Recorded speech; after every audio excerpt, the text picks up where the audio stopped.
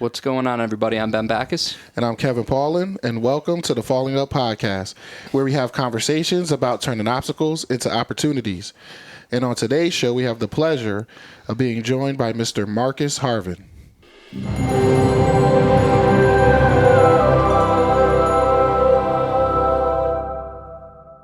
It sounds like you were one of the first 7 graduates of the Yale Prison Education Initiative to graduate from the University of New Haven through is that the prison program? Is that what they refer to it as? Mm-hmm. And have dreams of becoming a lawyer? Is that so? All of this, I think, will make for a really awesome conversation. I know I'm just got super curious to hear how you have these things blossoming and happening.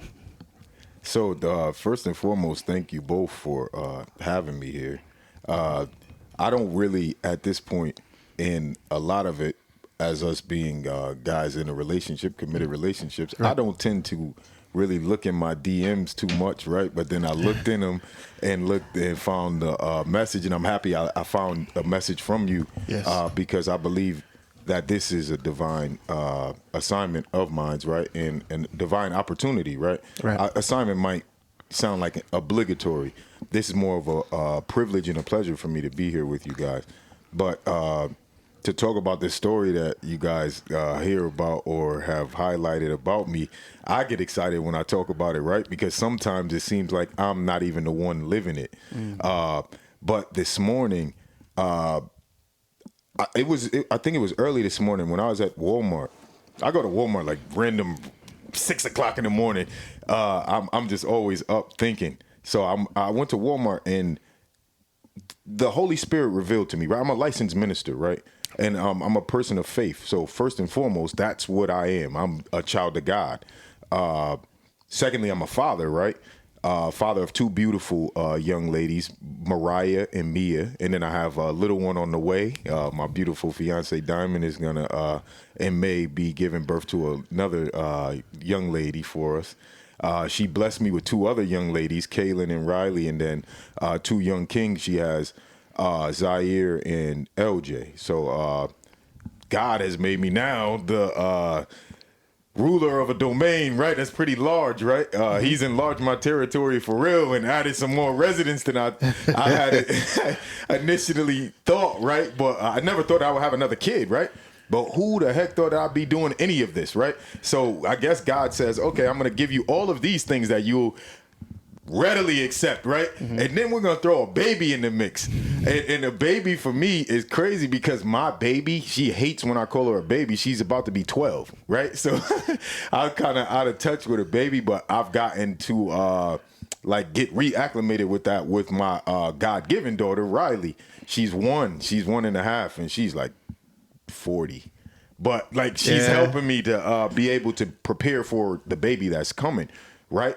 But there's nothing, right? So all of this is just a segue back to the beginning.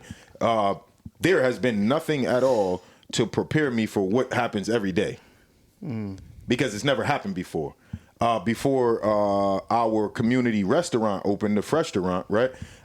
We had a meeting with everybody that's volunteering, everybody that's a part of the team, right? And I told them there's no such thing called failure, right?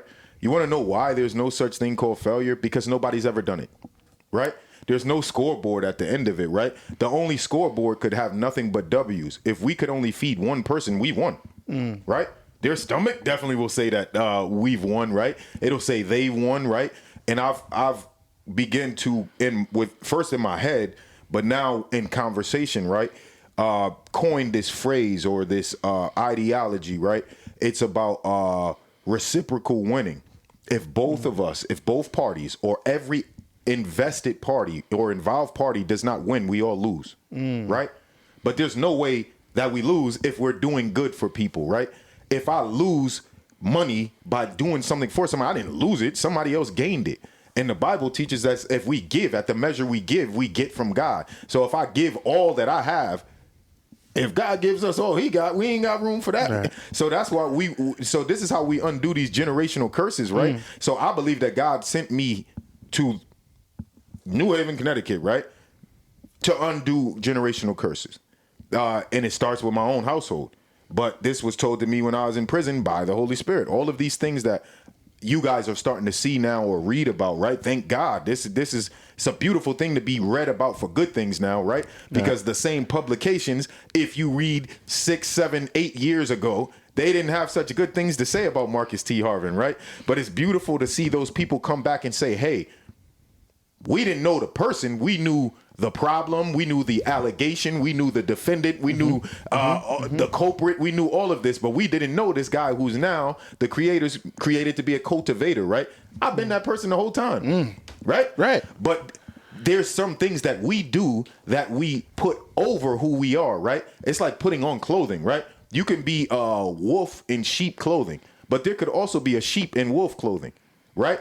And I was never like somebody to bark on people or try to act like I'm being tough, like a tough guy or something like that. But I'm also, if I'm not being my truest self, I'm living in a facade, right? So what I've come to do, right, is to show people that you don't have to live in a facade to be successful, right?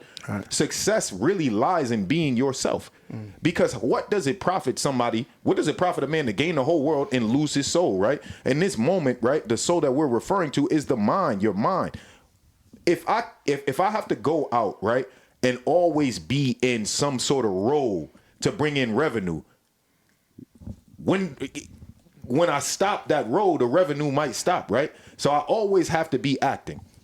If I wake up and be Marcus, that's just natural. It's literally as natural as breathing, because every time breath is in and out of my lungs, I am that guy. Right. In my life, if I could just do one thing, if I can just show everybody one thing, you can succeed at being yourself. Because guess what? There's no way you can lose. There's nobody else that could be you. The only way you lose at being you is if you don't be you. And I've discovered that being myself, right, is an asset. Being myself is something you guys have never had on your show. Being myself is something UNH has never had on its campus. Yale has never had as a fellow, right? The law industry, right, or law field has never had me before, right? A man who's denied a public defender, right? Found indigent on record, right? Then decides that, hey, I want to be a lawyer. People end up hating the system. They want to tear the system up and tear it down. If you don't have anything better to offer the world, how about we just refine the system, right? And the way we refine it is by getting in there. And so this is how I think. It happened to me so that I can learn something from it so that it doesn't happen to somebody else, right? And I've never even before contact with you through Messenger looked up you guys platform, but I did come across it on like my timeline and stuff. I'm like, whoa, this is kind of cool. Like I like the name, right? Yeah, falling up is like a good thing, and that's what my life is all about, right? And it talks about in the Bible. I'm going all over the place, but I'm a preacher. I promise you, I know how to bring it back. Let it flow, baby. It talks about a just man falling 7 times, right? And I don't know how many times I fell, but I know it's way more than 7. But and maybe in God's eyes, it's not, because we major on minor things and we think a fall is something. So God gave me this whole thing. Hopefully I get to preach it one day, that you might not be falling, you just tripping, right? You know the saying, you tripping, you're bugging. You listen, you're a person becoming hurt sometimes, right? When you're growing, when somebody hits a growth spurt, their knees hurt. Sometimes your head's gonna hurt when you're growing as a person, right? Sometimes your heart's gonna hurt when you're growing as a person. Brian Stevenson's book that they made out of the movie Just Mercy. It's a chapter in it. This book, one of the best books I read, right? It's the Stone Catcher's. The name of the chapter is like the Stone Catcher's Burden. I don't like loosely paraphrasing what the chapter is, but it's about those that help. The pain that person that's helping you to dodge those stones, the pain that they have to endure. And I've learned now that the people that help get hurt the most. Like we're literally here, right? A few days removed from somebody making making a report to the health department, to the Newhallville Health Department, about us giving food to those that don't have the money to eat. Like we literally discovered that there is a way to do what needs to be done without anybody doing anything really that will harm themselves, right? What we're doing is taking food waste, right? At Newhallville Fresh Starts, this is what we're doing. We're taking food waste from universities. We thank God, right? And we thank the humility and the compassion in the hearts of the people at Southern Connecticut State University, University of New Haven, Yale University, and Haven's Harvest, right, for partnering with us in this initiative. We call it Food Rescue, right? So before, one thing I learned, I've studied a lot, right? I've been taught, as you guys can see, but from some of the most brilliant minds in academia, right? From Yale University, from University of New Haven, and I've done a lot of self-studying. I read so many books when I was in prison. I took so many notes. I close read. I wrote my family telling them how excited I was about learning. But one thing I never learned about was how hungry a trash can gets or how thirsty a trash bag gets, right? But I do know that there's people that sleep near trash cans that get an abundance of food at the end of the night, right? And these people are hungry while the trash cans are full, while the dumps are full, right? And while the atmosphere is being polluted because of this stuff. We could literally do something good with all of this and save the world from all the bad that gets done. And nobody has to spend anything other than what is already spent. Right. And business is called what? Like a sunk cost. If it's already spent, you can't complain over it, right? So let's literally take this and repurpose it and give it to the people that actually need it. And this is not anything food. These universities have the best of the best food. Like they have the best chefs cooking. And not only do they have the best chef preparing it there, we have the head chef from the University of New Haven working in our community restaurant. Really? Yeah, and Sodexo, we have to thank them as well. Yep. They put out a release to every kitchen, every university, to their managers of their kitchens to have their staff volunteer for our community restaurant. So we actually have real chefs preparing meals for those that don't even have enough to buy maybe even a bag of chips. It's truly a remarkable idea, and to be able to identify that need and come up with such a unique and innovative solution to it is mind-blowing, and I really want to dive further into it, but I want to go back for a quick second because in your opening you touched on what I kind of conceive as these like high functioning viewpoints, right? These ways that you're able to take your perspective and flip it to the most beneficial way possible. So you touched on like reciprocal winning, being your true self. The idea of when you give it your all, that is where that success and the fulfillment comes from. And you don't have to do anything else if you do that, right? How did you come to not only understand, but truly be able to apply this? Being your true self is it's something that I struggle greatly with, where to have a true relationship with someone, I have to be willing to show you 100% my true self. You have to be willing to show me. And from there, we can really have vulnerability. We can have mutual understanding. We can really start getting to the core of this human experience, right? That has taken me and is still taking me a really long time to do. And as a result, I hit the potholes, right? How were you able to learn these things and begin to truly apply them in your life? Well, it was like trial by fire, right? Literally, when I was on trial for my life, facing 40 years, right? I go and I petition the state, right? I petition the judiciary for what it's supposed to give me, right? It's supposed to give me an attorney, right? That's what your Miranda rights tell you. If you can't afford one will be appointed, right? Correct. So I get into a financial situation where it's no longer conducive for me to pay a private attorney. So on the eve of trial, I ask, hey, listen, I need you guys to, just do what the Constitution says, right? Of course, we know things don't always work out, right? The way that the Constitution says that it's supposed to work out, especially for people that don't look like the paper that the Constitution might have been written on, right? We know what paper traditionally, what color it traditionally is. But when you're forced, right? When someone starts to tell the world who you are, and every time you try to tell someone who you are, they don't answer, they don't respond, they ignore you, they overlook it, then you have to work so hard to disprove what that person's saying, right? Because the people can't hear you. Their voice is louder than yours, right? So what I did when they shut that door, March 3rd, 2016 is when I went to prison. So the first morning I woke up would be March 4th, right? You wake up. You have a Bible, right? You have all of these teachings. You have all of these memories and of your upbringing, right? Being told that you're smart, you're this, you're that, and then the Bible tells you that you're the child of God. And your father, your being is God, right? The creator of everything. Your big brother, right, is Jesus, the King of Kings, the Lord of Lords, which means and then the Bible go further on past the Gospels tells you that you're a royal priesthood, right? Mm-hmm. But you're in a cage. Kings don't live in cages.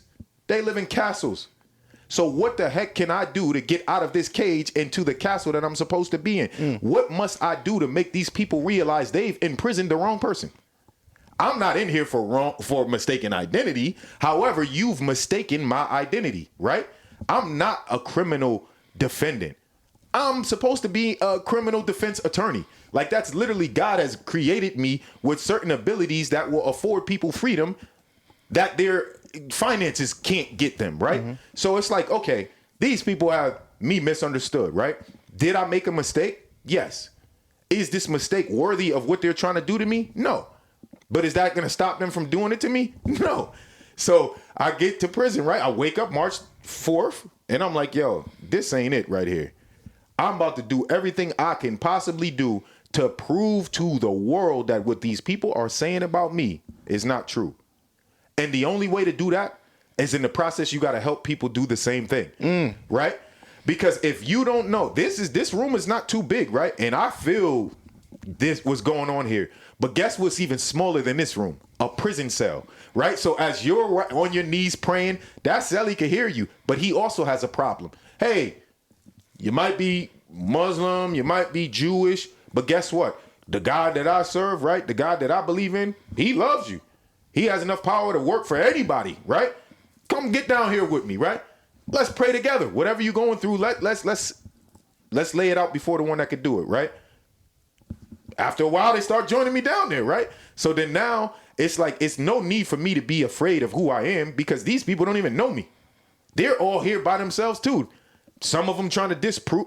Everybody's trying to disprove who they really are. Some people trying to pretend to be hard. Yeah. Other ones are trying to, you know what I'm saying? Absolutely. Everybody's in here trying to either be something that they're not or trying to pretend to be something, right? So what do I have to do, right?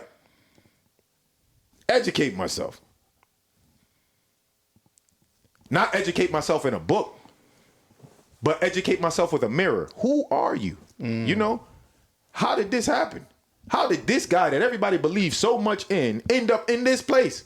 My parents never believed that I would end up in prison, right? So it's not a matter of what do you have to do, right? What do you have to stop doing? Easy answer, drinking. It says in Proverbs, it's not fitting for a king to drink wine, nor is it for rulers to drink strong drink, right?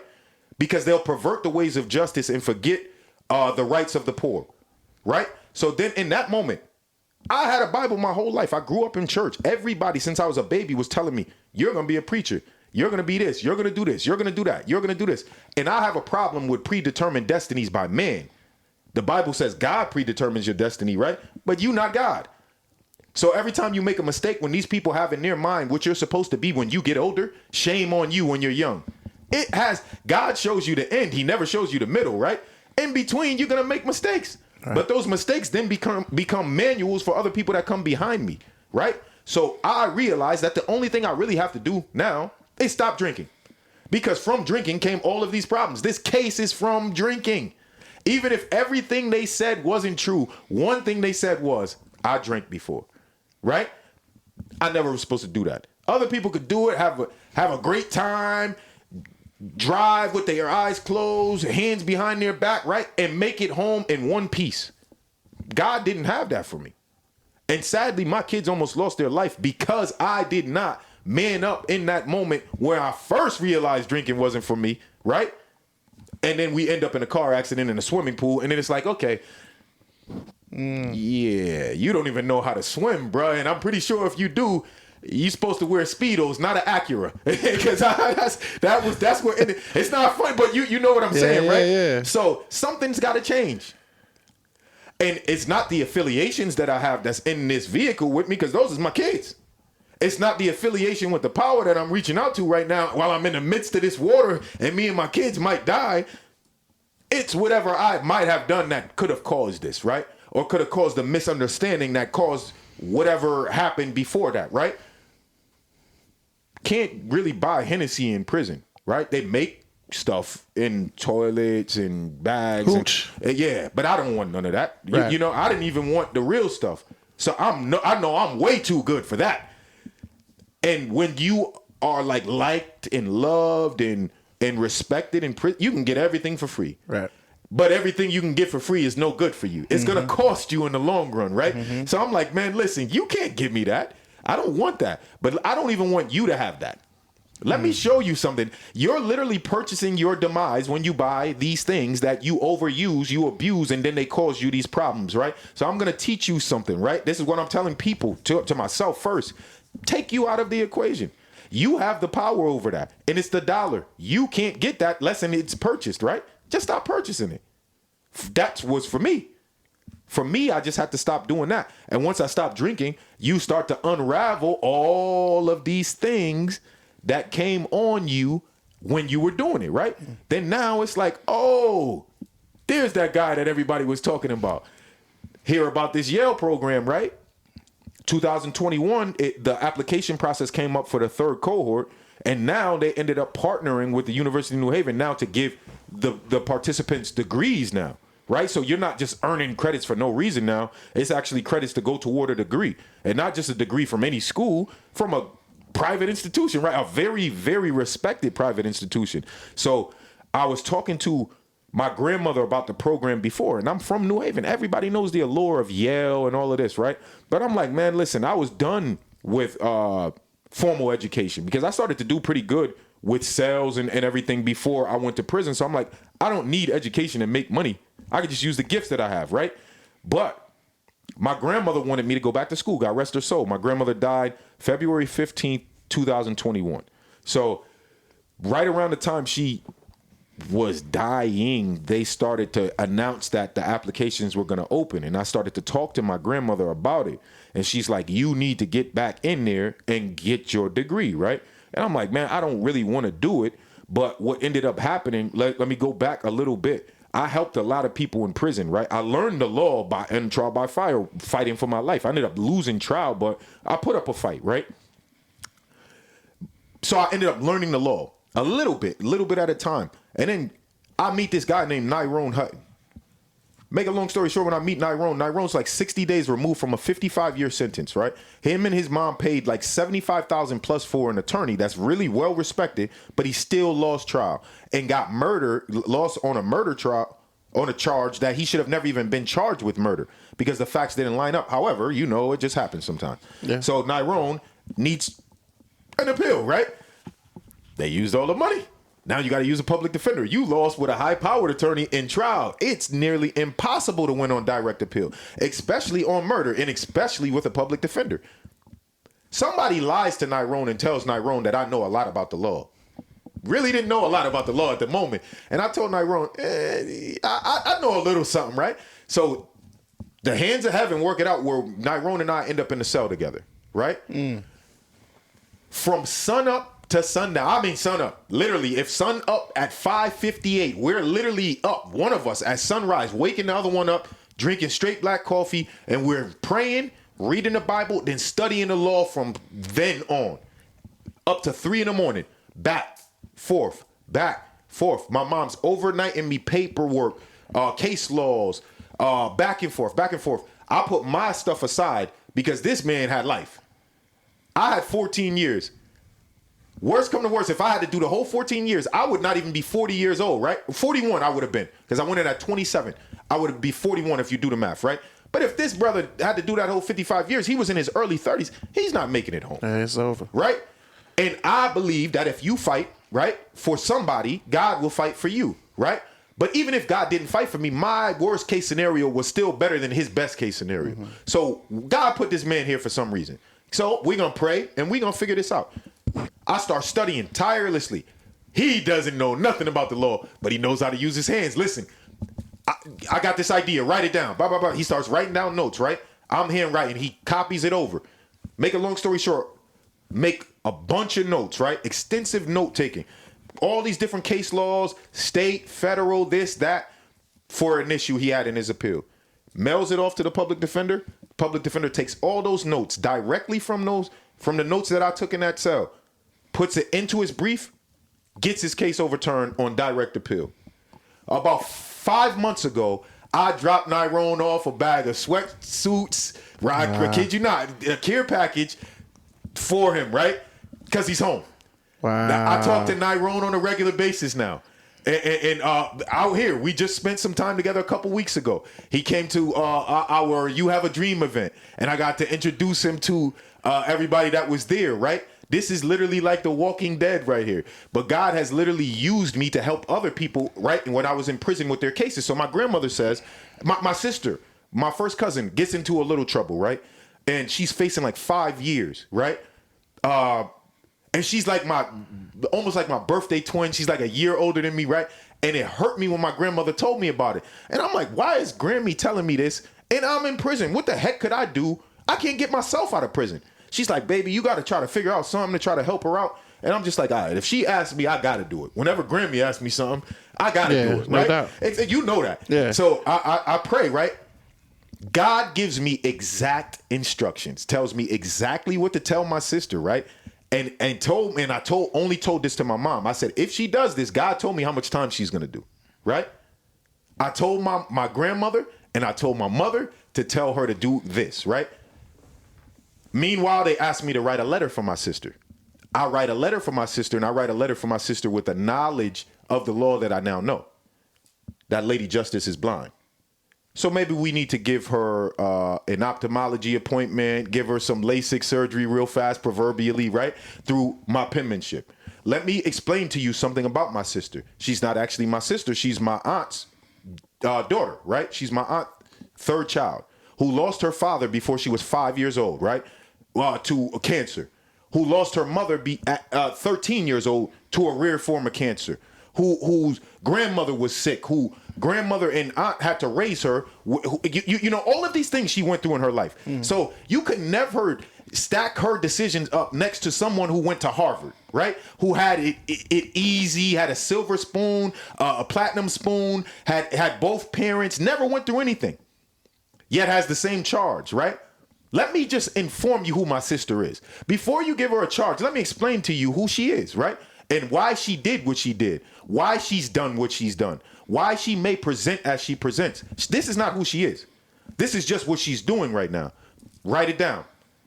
The judge reads verbatim nearly what I said in the letter before he makes the decision. Gives her exactly the amount of time that I told my mom she would get. And my family got nervous because it was a couple years they gave her. But there's something called TS, right?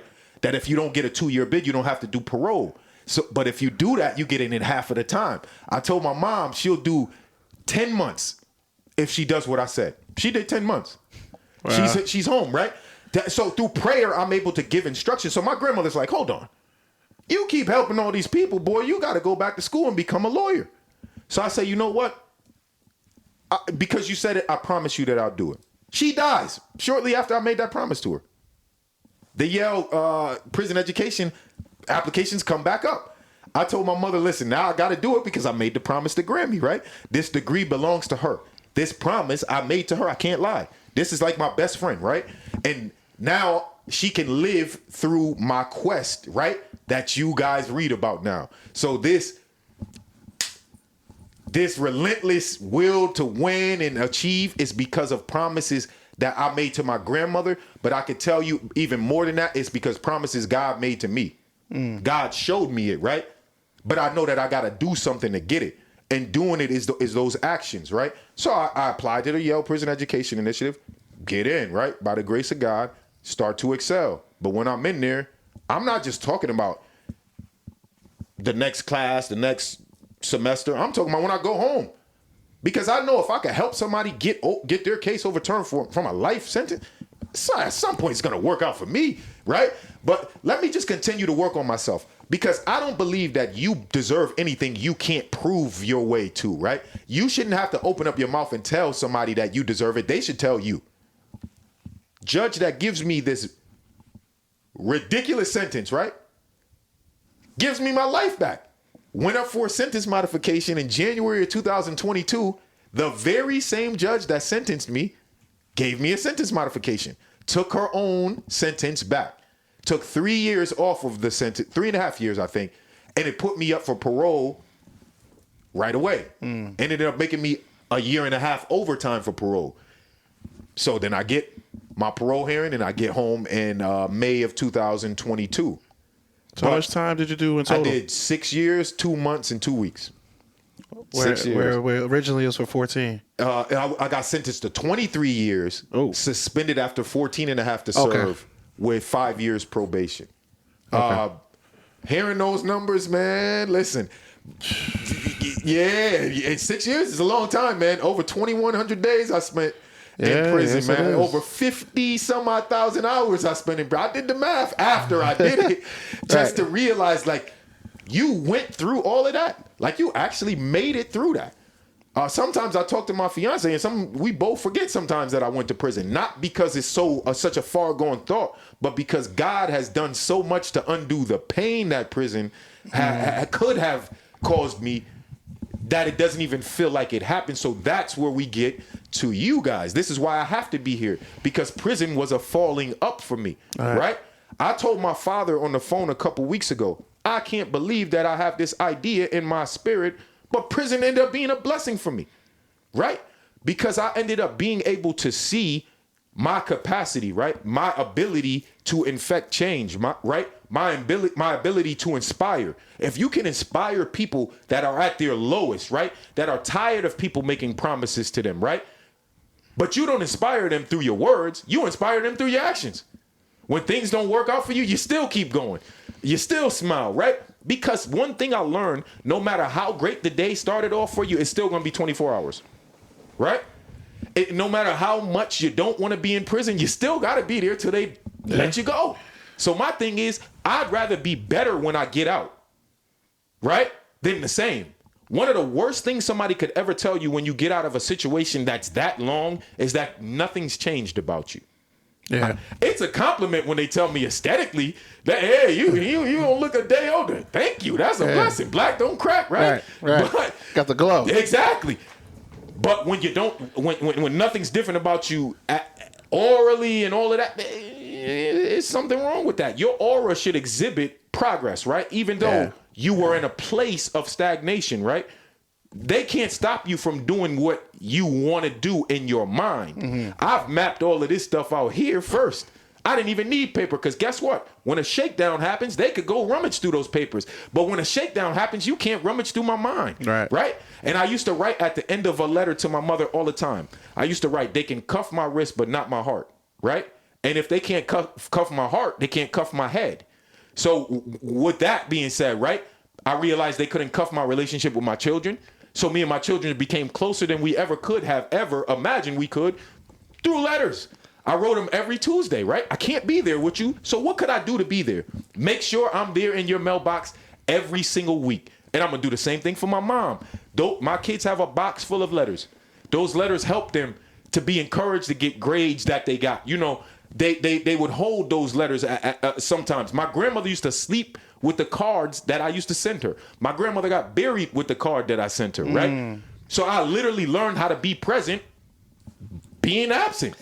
Well, you learned how to show your true self to everyone, right? Whether it was through written word, whether it was through speaking, it's truly incredible. And a common theme on this podcast is, when in doubt, help others. Because when you help others, it comes back tenfold. And I had, despite having a very different falling up moment than you, it still came through this act of, I broke my back at a young age, and I wanted to help others not go through those same experience and the same struggle. You mentioned struggling with alcohol. I struggled with alcohol and all sorts of drugs, and it was that same thing. And once I started doing that, I found such great purpose and meaning that I look back, almost 15 years later, and it's like, man, I can't believe I lived that. It's almost like watching a different person's life in a movie, which is what you open with.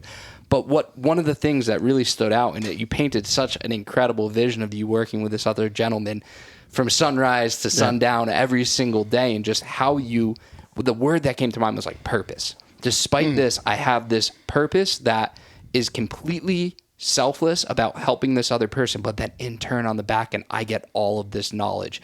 I get to grow exponentially as a human being, and now I can roll that over into this next leg of my life. It's amazing, and I don't know. When I am fortunate enough to sit next to or across from people like you and hear that, it really clicks for me. It's like, when in doubt, reach your hand out and help someone else. Yeah. Well, that's a cheat code.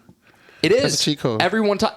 Every single person we talk about that is able to find their true self and to leave a positive impact on society and to rebuild their lives and the lives of those around them. It's all through helping others. If you want abundance, be selfless, and you'll find abundance.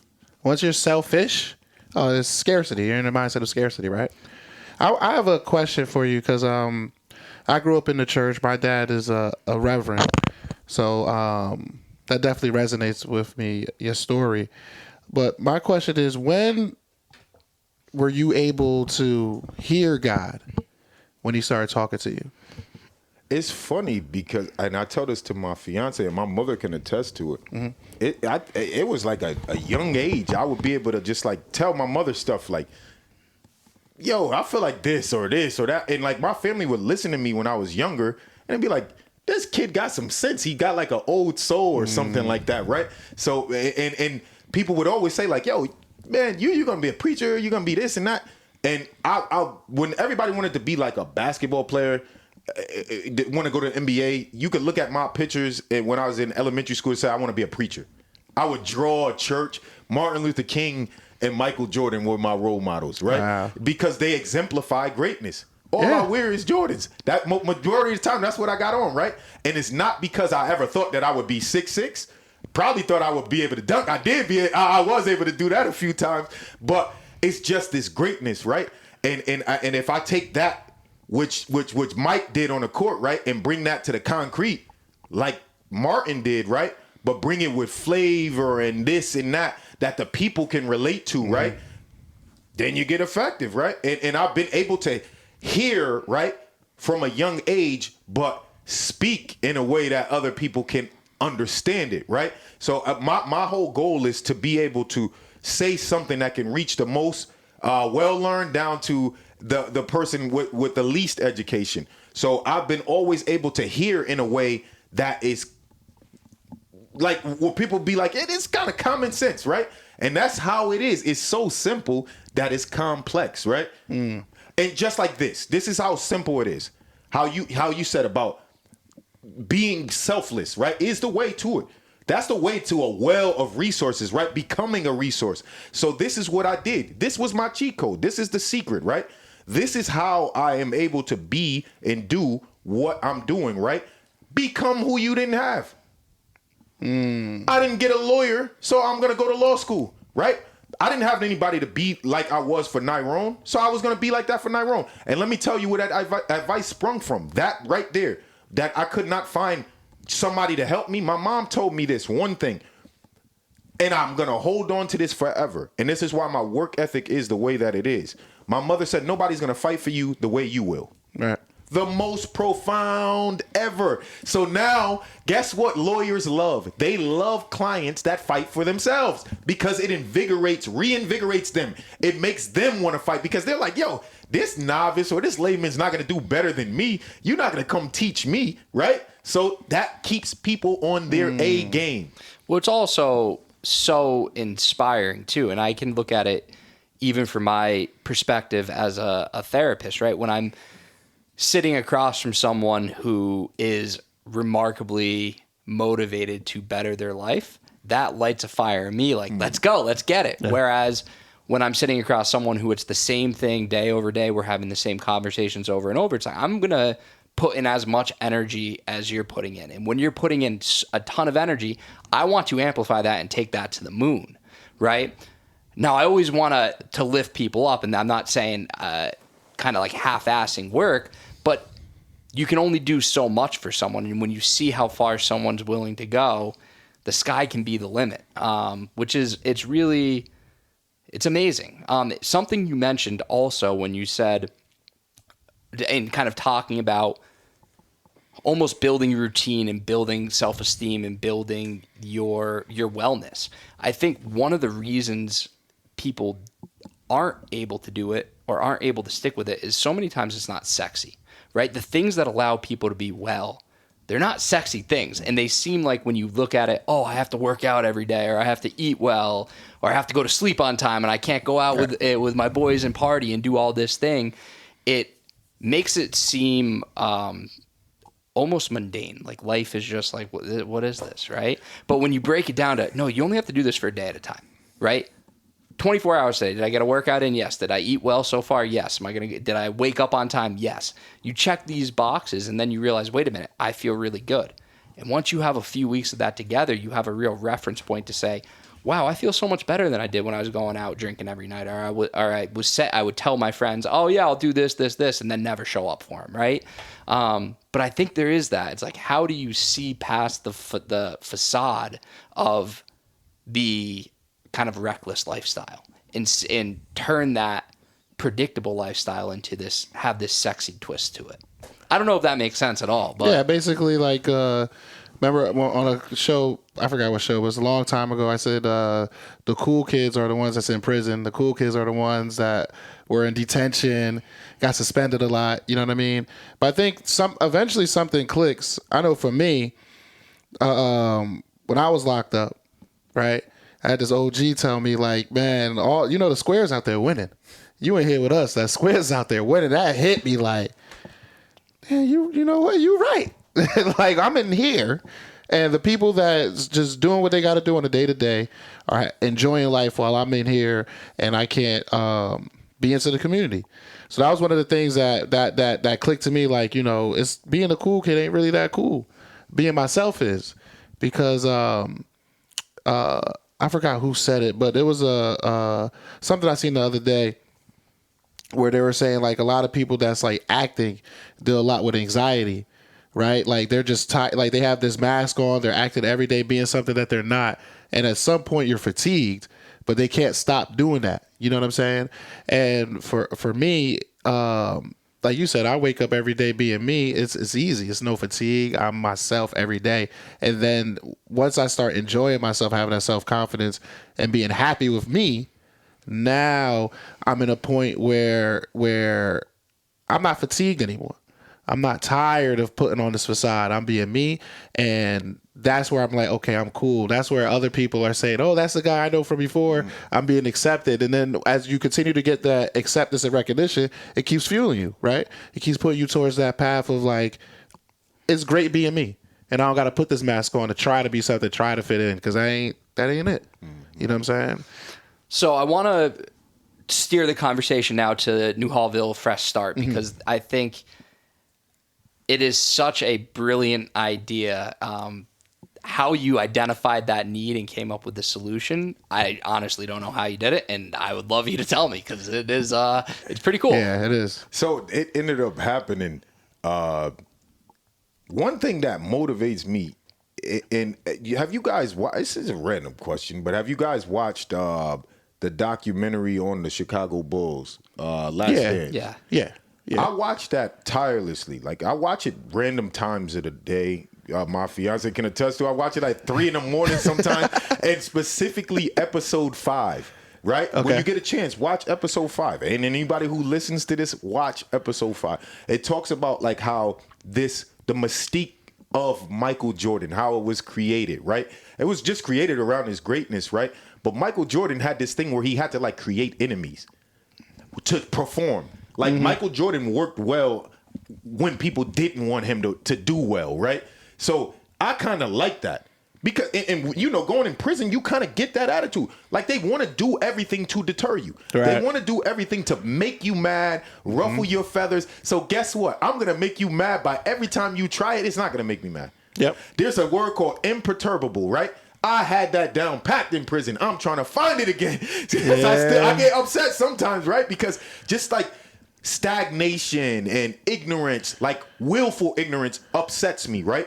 because I understand the cost of ignorance. Right. Ignorance can be really costly, and guess what? You can't use it in court. Ignorance is not a defense in a court of law, right? So it can't be a defense in my presence neither. I'm about to be a lawyer. So if I can't use this to defend you, you can't defend yourself with that in front of me, right? Yes. So now I'm going to create a mechanism that removes all material for excuses, and that is Newhallville Fresh Starts, right?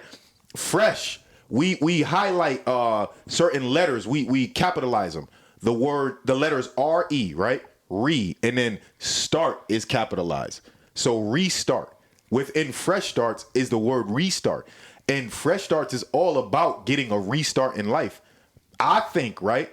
And I don't think that this is even arrogant to say it. And I'm confident enough to walk in this confidence that I'm kind of an expert on like restarting life, right? I think we're all kind of here in this room because we know a little bit about it, right? So, and during this time period, right, that has been like exponentially sped up for me, right? I've gained a lot of resources that could be beneficial for people when they want to restart in life, right? I'm a advisory board member for a healthcare center. Okay, they help the formerly incarcerated, so we can get them healthcare services, mental health services. So those things are already there. I'm a distinguished scholar at the University of New Haven. I was just a President's Public Service Fellow there. I just got the MLK scholarship. So I have a relationship there, right? I'm invested there, and then in turn, they're invested in me. So they have resources that our community lacks. So let's bring them to the table, right? All of these organizations that are very well-meaning, right? They just don't have anything good to put their well-meaningness, I don't even know if that's a word, but behind, right? So let's give them something, right, to do that with. And this is Newhallville Fresh Starts. What the word fresh stands for, right, is formerly relegated, now exhibiting success and honor.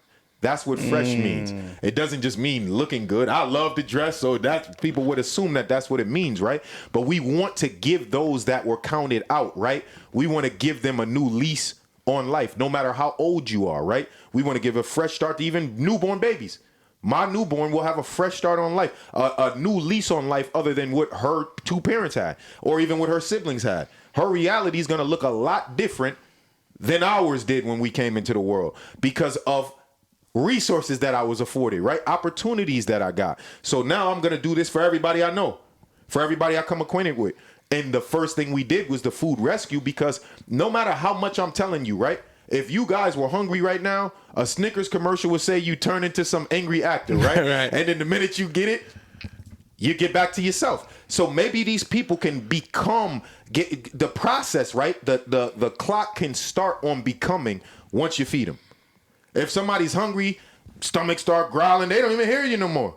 All right. My voice, no matter how deep it is, no matter how much it resonates, that growling of your stomach is going to be louder than the resonation of my voice, right? The vibrato or whatever you want to call it, right? So now let's first tackle that. Let's get you something to eat, right? And while we at this table, right? This table is a mechanism to create community. So what do you need that I might have? What do you lack that they might have, right? Because we got interns from Yale. We got volunteers from this place, from that. We had, at our grand opening for the restaurant, we had Avangrid there. They own Southern Connecticut Gas and the UI, so they're there to lower people's light bills. I'm happy to say we now have a full partnership with them, thanks to the guy that's over like their community building department. His name is Michael Anderson. Great young man. So organizations like these, they have these initiatives, right? But they have no avenue to put them through, right? So let's create something in the neighborhood. And the only thing that allowed me to see the need for Newhallville Fresh Starts was picking up trash in Newhallville. Over the summer, this past summer, I served as a President's Public Service Fellow. I was selected to serve at the Neighborhood Housing Services of New Haven. You might know them. They help people buy houses for the first time. First-time home buyers program and everything. They Sherman do great Ave. work. Yep, Sherman Ave, yep. 333. Yep. Great, right? Yeah, absolutely. But they have a community garden on Ivy Street. Across the street from that community garden is Lincoln Bassett School. I went to Lincoln Bassett. So while we're doing the work in the garden, right, making it beautiful, I see there's trash all over the grounds at Lincoln Bassett. It's the summer. Kids don't have school. They want to go out there and play. They want to get on a splash pad. They want to do all of this stuff. But there's people's underwear there. Yeah. There's their beer bottles. There's condoms. There's baby diapers. There's all of these things that a kid didn't put there. Right. Somebody's got to be the bigger person. I hate dirty stuff, man. I hate it. I hate it. I hate it. I've made money off my mind for my whole life pretty much, right? So I said, all right, man, I see it. And I believe that if you can discern it, you have some way to do something, right? You have the ability to change it. So I said, all right, I have my cement 4s on. I'm like, God, man, you got me with these white dudes gardening. I got my jet. Come on, what you... Give me the trash picker. I go take a trash picker, right? Take a bucket, like a Home Depot bucket. Yeah. Start picking up trash. Picking up beer bottles, nip bottles, all of this nasty stuff, right? So I start picking up trash right near a trash can. And in this, it was a nip bottle, and then it was a beer bottle, right? Right near each other. So I picked them up, seen the most disturbing sight of that whole summer. Right near both of those was an empty reading log. Not a name up there, not a book, not a stain up there. So I said, what is the overarching theme of these 3 objects, right? Obviously, we know you can buy the beer and the nip at the same place, but you can't buy a reading log there. There's something that connects those, right? There's a commonality there. And I don't even want you to have to wreck your brain to figure it out. It's emptiness. These communities are plagued with emptiness. That beer bottle was empty. Nip bottle was empty. Reading log was empty. If that reading log was full, those beer bottles, those nip bottles would be full. So what can we do, right, to cure the community of emptiness? Provide sustenance, right? Sustenance being food for thought, being health care, and not just being a supplement for success. That's what Newhallville Fresh Starts is.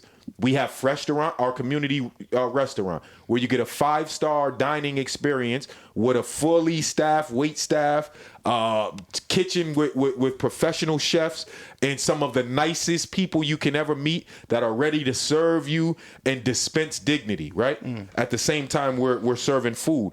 Then we're also pioneering the first, that I know of, liberal arts program for grade school students. Grades 5 through 12. We've partnered with the National Prison Debate League to create a debate program, and have now, I'm happy to say that the Urban Debate League from Yale has joined forces with us to partner with us. We're going to teach the skill of debate to children grades 5 through 12, so we can help them find an alternative avenue into these higher echelon institutions, right? They deserve to be there too. And we know one thing, right? Arguing leads to fighting, but what is debating? Informed arguing. So if we can help children to channel frustration, right, and say, hey, arguing is actually lucrative. Look at First Take. Right. You know, all of these different, look at a courtroom. Lawyers make really good money, right, when they do it the right way. So if we teach these children that there's value here, and you do that through debate, right? You teach civic engagement. You teach that you're a leader in your own right. We didn't have those avenues when we were growing up, right? So then now we're also going to have a farming program. Southern has offered us like a little bit of land, and we will have with the CB&O department with Neighborhood Housing Services some other land. We're going to teach kids from the hood how to start becoming farmers, right? So the overarching theme of Fresh Starts is to teach independence, right? Because if you learn how to farm, if you learn how to advocate, if you learn all of these things, you won't need anybody. You'll be what everybody needs. So if everybody can be what everybody needs, you've created a community now, right? Where there would once be competition. These people that are going to be on the same debate team will probably be from rival hoods or gangs one day, right? Now they're on the same team, right? So it's literally doing these things, trying to figure out what is society missing, right? What are people missing to become what they want to be, right? What are the societal ills, right? And what is the panacea? I believe that education is like pretty much a cure-all. If people can learn to do better, they'll be better. And the better people are, the better the world is, right? We start with each community. And why not start where you started? That's where I started, in Newhallville. I started back at Lincoln Bassett, and it goes back to what we were talking about earlier, being what you didn't have.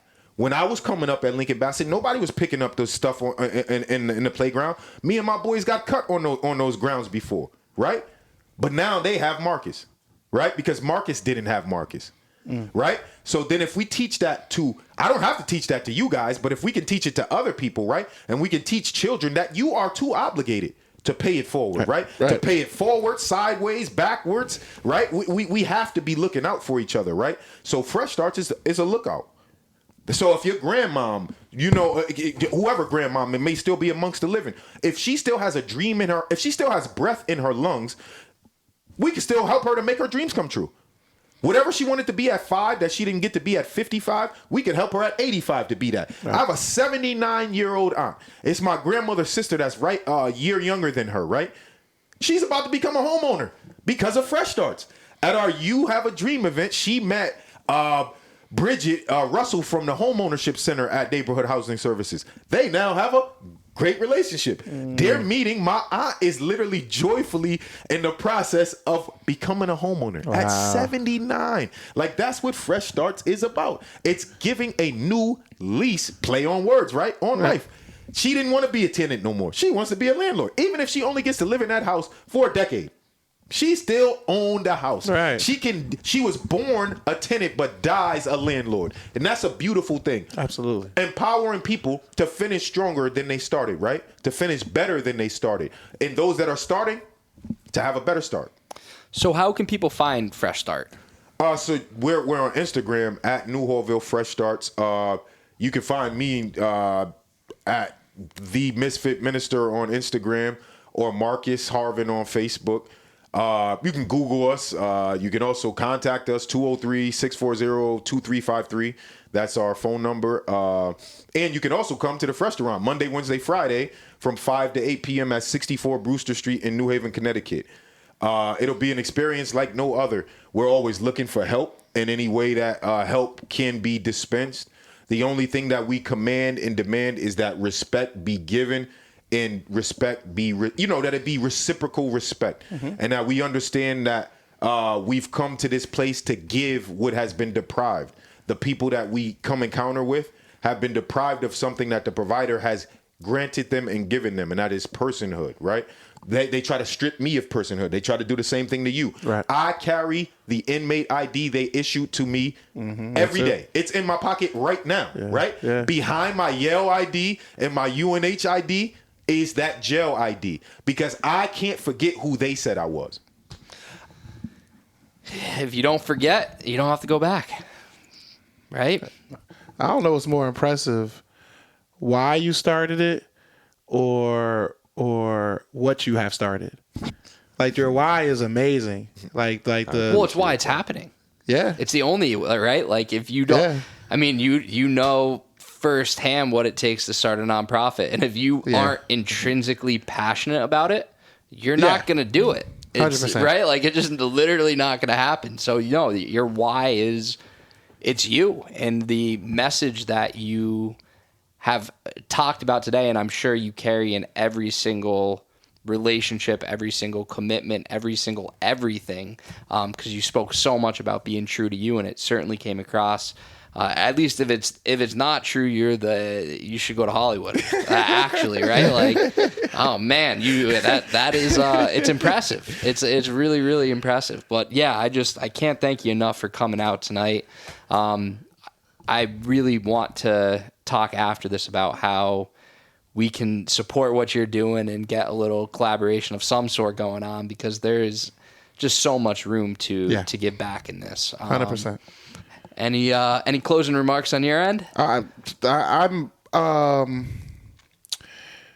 as Ben said, the journey of starting an organization and doing a community is it's very rewarding, but it's very tough. You know what I mean? And to see you doing it, and it's very quickly. Like, you've been home 2 years basically? 20 months, yeah. 20 months. Yeah, I mean, see, so to see where you were at with that. because I know what it looks like for us to really say like we have like solid partners, all that, like 5 years At maybe? least. Yeah. At least. So 20 months says that's beautiful. So you on to something, you know what I'm saying? And like when we get off, we'll definitely, we already got each other's information, but let's find ways to work together. Right. Like definitely want to support you because the same way if I give it, like what they say, to give it is to keep it, right? So whatever I could do, whatever we could do to support it, like we with it, you know what I mean. But it's a very, very impressive, man. Appreciate Yeah, man. I'm glad that we got to cross paths and let's build. I mean, Yeah, definitely. yes, sir. Yes, sir. Yeah. So that's I mean, we need a part 2 too. This is you know what I'm saying. Yeah, this is definitely. good. I'm happy. Just the beginning. Just the beginning. Certainly. All right. Well, thank you for coming on out. Thanks everyone for tuning in. The Falling Up Podcast.